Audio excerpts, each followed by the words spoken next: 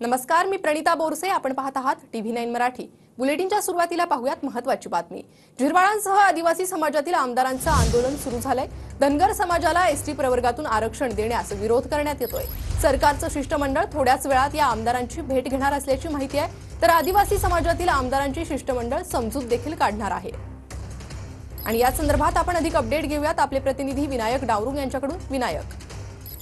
प्रणिता, आपण जर पाहिलं तर आदिवासी आमदार जे आहेत ते आंदोलन करतायत. कुठेतरी आदिवासीमध्ये धनगरांना आरक्षण जे आहे त्यांचं सामील करू नये यासाठी मागणीसाठी हे आंदोलन जे आहे ते केलं जाते. मंत्रालयाच्या शेजारी नरहरी झिरवळ यांच्यासोबत 10 आमदार जे आहेत त्या आंदोलनात सामील झालेले आहेत. सरकार आता या सगळ्या आमदारांचे समजूत जे आहे ते काढणार आहे. आदिवासी मंत्री विजयकुमार गावित जे आहेत ते भेट घेणार आहेत आणि त्यानंतर हे शिष्टमंडळ जे आहे ते त्यांना मंत्रालयात सुद्धा बोलवलं जाणार आहे आणि मुख्यमंत्री आणि दोन्ही उपमुख्यमंत्री यांच्यासोबत त्यांची चर्चा जी आहे ती घडवून आणली जाणार आहे. थोड्याच वेळात कॅबिनेट बैठकीनंतर ही संपूर्ण प्रक्रिया जी आहे ती केली जाईल. त्यामुळे कुठेतरी हे सगळे आदिवासी आमदार जे आहेत ते सरकारवरती नाराजी व्यक्त करतायत, आंदोलन करतायत आणि सरकार आता थोड्या वेळात त्यांची समजूत काढेल. नक्कीच विनायक, धन्यवाद या सविस्तर माहितीसाठी. तर सरकारचं शिष्टमंडळ थोड्याच वेळात आमदारांची भेट घेणार आहे. धनगर समाजाला एसटी प्रवर्गातून आरक्षण नको या मागणीसाठी या ठिकाणी हे आमदार आंदोलन करतायत. तर सरकारचं शिष्टमंडळ थोड्याच वेळात या आमदारांची समजूत काढण्यासाठी या ठिकाणी पोहोचणार आहे. अधिक अपडेट आपण घेणार आहोत आमचे प्रतिनिधी अक्षय मंकणी यांच्याकडून. अक्षय.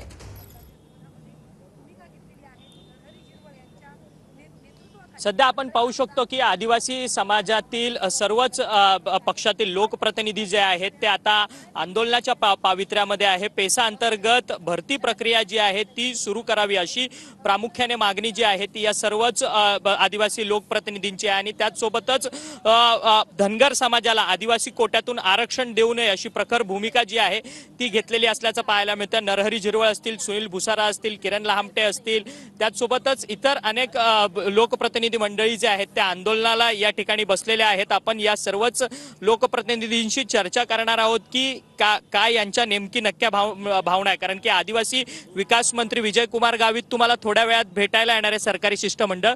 काय मागणी आहे? आम्ही जे मागण्यांचं निवेदन सरकारला दिलेलं आहे, पेसा भरती जी रखडलेली आहे ती भरती तात्काळ सुरू करण्यासाठीचे प्रयत्न सरकारकडून झाले पाहिजेत अशी आमची प्रमुख मागणी आहे. धनगर समाजाला आदिवासीमध्ये आरक्षण देऊ नये ही एक त्यामध्ये मागणी आहे आणि म्हणून या सगळ्या मागण्यांचं सविस्तर निवेदन आम्ही दिलं आहे.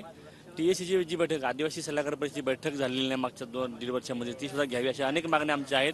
त्या मागण्या सगळ्यांनी मान्य करावी अशी आमची प्रमुख मागणी आहे. आणि आता याच मागण्यांसंदर्भात सरकारचं शिष्टमंडळ या ठिकाणी दाखल होईल आणि या आमदारांची समजूत काढण्यात येईल. अक्षय, धन्यवाद या सविस्तर माहितीसाठी.